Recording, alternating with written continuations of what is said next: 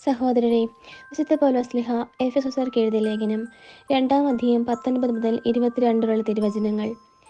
ഇനിമേൽ നിങ്ങൾ അന്യരോ പരദേശികളോ അല്ല, വിശുദ്ധരുടെ സഹപൗരരും ദൈവഭവനത്തിലെ അംഗങ്ങളുമാണ്.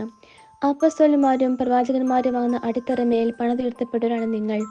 ഈ അടിത്തറയുടെ മൂലക്കല്ല് ക്രിസ്തുവാണ്. ക്രിസ്തുവിൽ ഭവനം ഒന്നാകെ സമുന്നയിക്കപ്പെട്ടിരിക്കുന്നു. കർത്താവിൽ പരിശുദ്ധമായ ആലയമായി അത് വളർന്നുകൊണ്ടിരിക്കുകയും ചെയ്യുന്നു. പരിശുദ്ധാത്മാവിൽ ദൈവത്തിൻ്റെ വാസസ്ഥലമായി നിങ്ങളും അവനിൽ പണിയപ്പെട്ടുകൊണ്ടിരിക്കുന്നു. നമ്മുടെ കർത്താവായ മിശിഹായ്ക്ക് സ്തുതി. സഹോദരരെ, വിശുദ്ധ യോഹന്നാൻ എഴുതിയ സുവിശേഷം 20-ാം അധ്യായം 24 മുതൽ 29 വരെയുള്ള തിരുവചനങ്ങൾ. 12 പേരൊരുവനും ദീദിമോസ് എന്ന് വിളിക്കപ്പെടുന്നവനുമായ തോമസ് യേശു വന്നപ്പോൾ അവരുടെ കൂടെ ഉണ്ടായിരുന്നില്ല.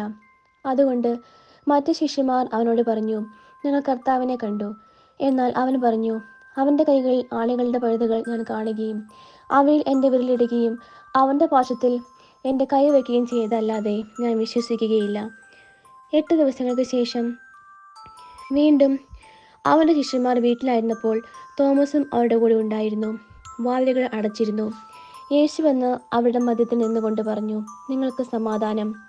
അവൻ തോമസിനോട് പറഞ്ഞു, നിന്റെ വിരൽ ഇവിടെ കൊണ്ടുവരിക, എൻ്റെ കൈകൾ കാണുക. നിന്റെ കൈ നീട്ടി എൻ്റെ പാർശ്വത്തിൽ വയ്ക്കുക. അവിശ്വാസിയാകാതെ വിശ്വാസിയായിരിക്കുക. തോമസ് പറഞ്ഞു, എൻ്റെ കർത്താവേ, എൻ്റെ ദൈവമേ. യേശു അവനോട് പറഞ്ഞു, നീ എന്നെ കണ്ടതുകൊണ്ട് വിശ്വസിച്ചു. കാണാതെ തന്നെ വിശ്വസിക്കുന്നവർ ഭാഗ്യവാന്മാർ. നമ്മുടെ കർത്താവായ മിശിഹായ്ക്ക് സ്തുതി.